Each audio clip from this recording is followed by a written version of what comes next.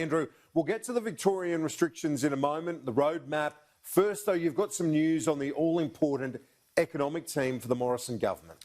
That's right, Kieran. So Health Minister Greg Hunt has ruled himself out of the finance portfolio after being sounded out, all but leaving the job to replace Matthias Cormann in finance at the end of the year to the man expected to replace him as government leader in the Senate, Simon Birmingham. Hunt, who is a member of the Expenditure Review Committee, was approached internally about taking on finance and has had discussions with the PM about it, with the departure of Cormann flagged for December.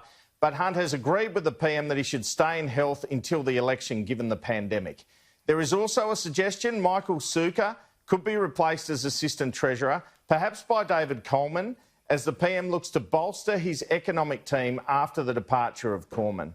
I understand the PM is looking for a minimalist reshuffle at the end of the year. Cormann's position is one they have to replace. So although there is speculation about Peter Dutton going to Defence to replace Linda Reynolds, who was seen as underperforming, perhaps he might stay in Home Affairs.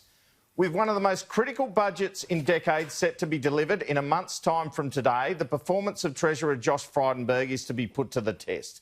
One minister has unkindly told me that the budget will test whether Mr Frydenberg, who has been strong in speeches and the media, can now show he can execute when the country needs it most. The Treasurer has a challenge to bring forward the right economic narrative for him and the Prime Minister, Scott Morrison. He will have an even bigger challenge in the Treasurer's portfolio at the end of the year with the departure of Cormann, such a strong performer on the government's economic narrative, as well as being key to navigating difficult legislation through the Senate.